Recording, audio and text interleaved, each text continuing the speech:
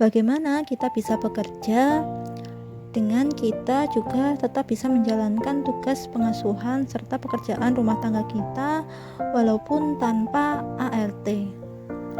Saya juga banyak belajar dari teman-teman reseller yang mereka juga kebanyakan ibu-ibu yang memiliki anak kecil, kemudian juga harus menyelesaikan pekerjaan-pekerjaan rumah tangga serta tanpa bantuan ART.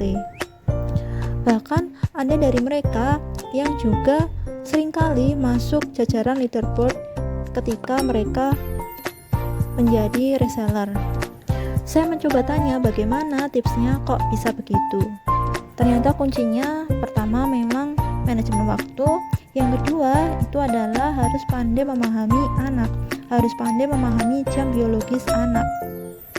Anak sejak lahir ini sebenarnya bisa kita atur jam biologisnya dan bisa kita sesuaikan dengan pekerjaan kita. Gimana ketika anak tertidur bisa kita gunakan untuk melakukan pekerjaan-pekerjaan kita.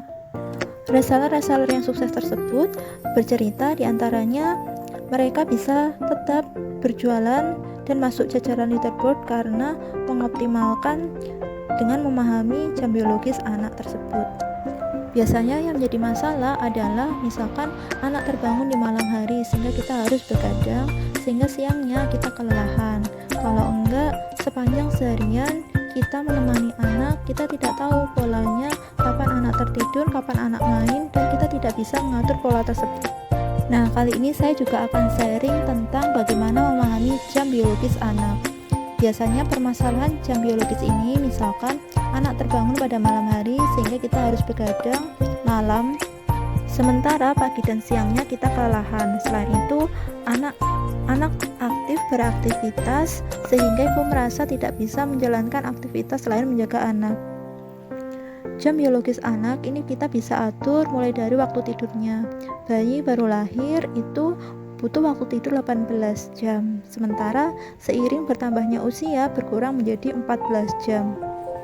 Waktu tersebut itu terdiri atas 10 jam waktu malam dan 4-8 jam waktu pagi sampai sore. Supaya kita bisa beraktivitas, kita perlu menandai waktu tidur bayi. Supaya tidak begadang, bayi harus sudah tidur pada jam 7 malam. Jam setengah 7 itu harus persiapan untuk tidur.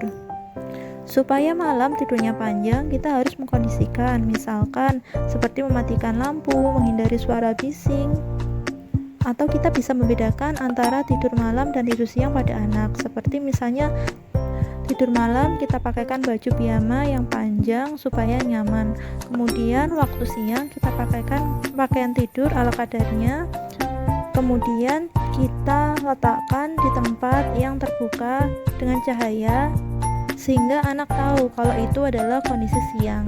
Sehingga ketika seperti itu, anak tidak tertidur dalam kondisi yang lama. Ketika anak tidak tertidur dalam kondisi lama waktu siang hari, pada malam harinya insya Allah akan tidurnya lebih panjang. Ketika masa anak tertidur tersebut, kita bisa mengoptimalkan untuk menjalankan pekerjaan kita dan menyelesaikan aktivitas rumah tangga.